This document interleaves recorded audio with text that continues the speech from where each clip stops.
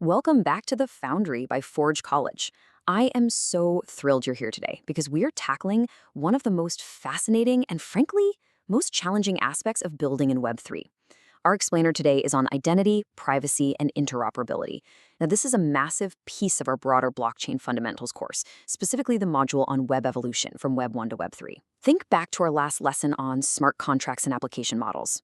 We learned that smart contracts are basically these ironclad state machines, right? They enforce rules, they hold state, they verify signatures, all without breaking a sweat. But that brings us to a glaring, honestly unavoidable question that we have to tackle before we can build anything remotely usable. And that question is, how do you actually prove who you are without revealing literally everything you do? Building identity in Web3 is, well, it's a lot like trying to engineer the perfect digital bouncer for an exclusive VIP club. In the traditional world, if you need to prove you've got funds, you just whip out a bank statement. Simple.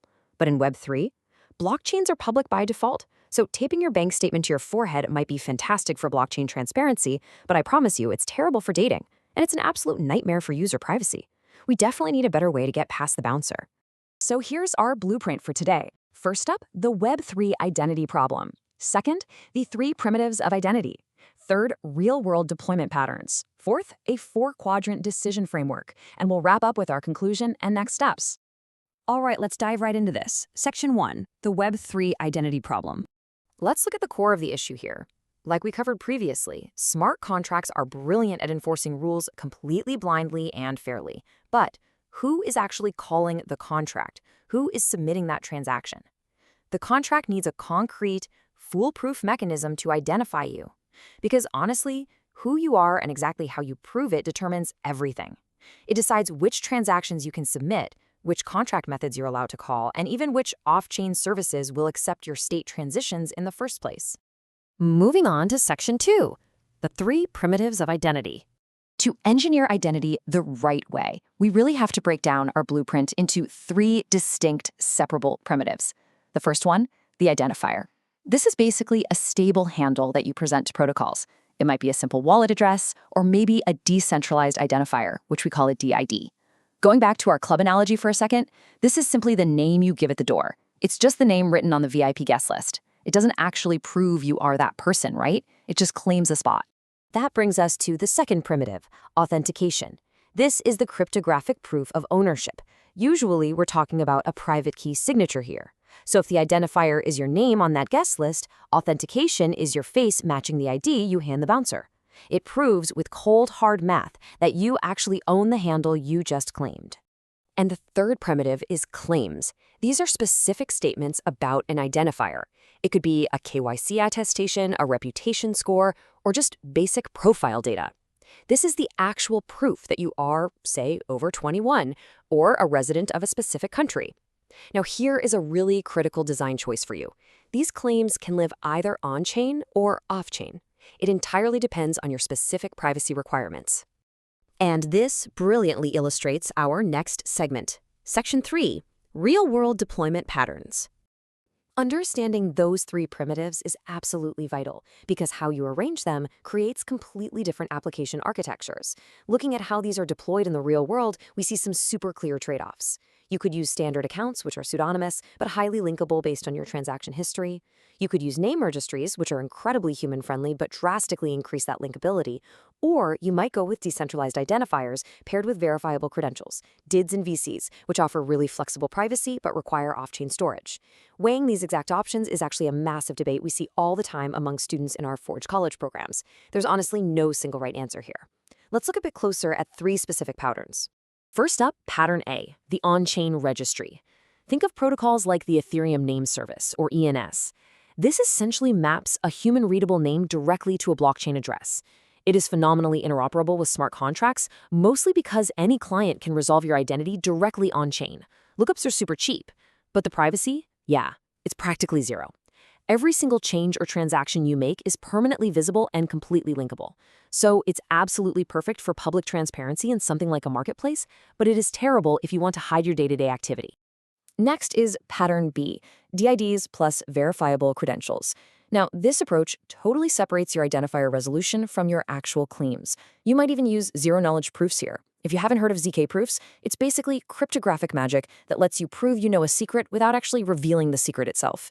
This gives you incredibly strong privacy through something called selective disclosure, meaning you can prove to the bouncer you're over 21 without revealing your exact birth date or home address. The catch, though, it introduces way more complexity into your verifier infrastructure. Everyone involved has to agree on the specific DID methods and VC schemas for the whole thing to actually work. And then we have pattern C, federation via social login. If your goal is to radically lower onboarding friction, you just let users authenticate through an existing Web2 social provider, and then you mint an on-chain tokenized claim. It has amazing usability.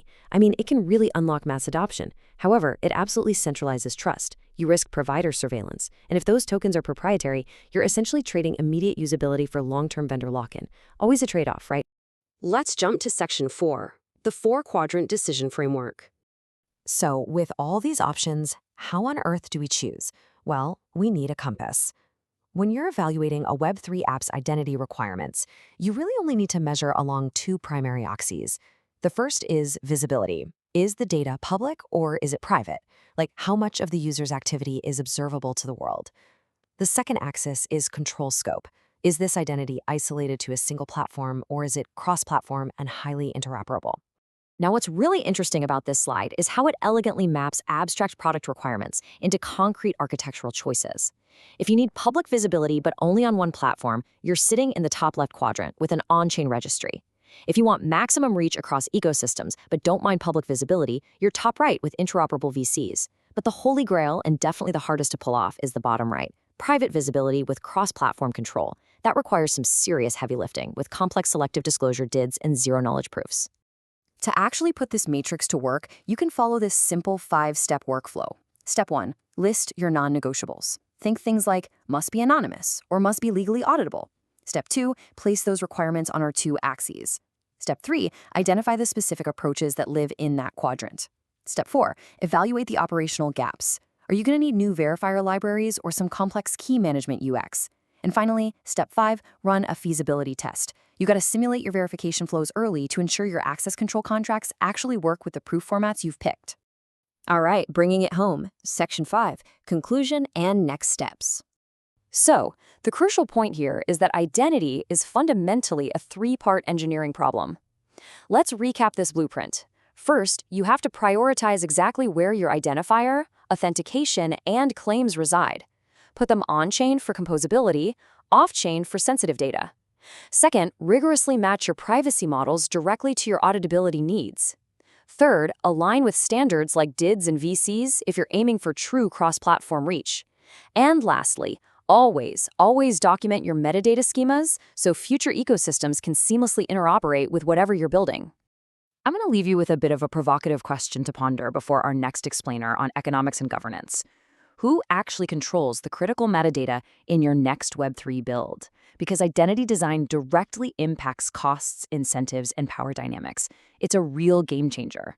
If you want to dive deeper into Web3 schemas, test out some of these architectures, and continue your learning journey with us, absolutely go visit forge.college. Thanks so much for joining me for this lesson from the Foundry, and I will see you in the next one.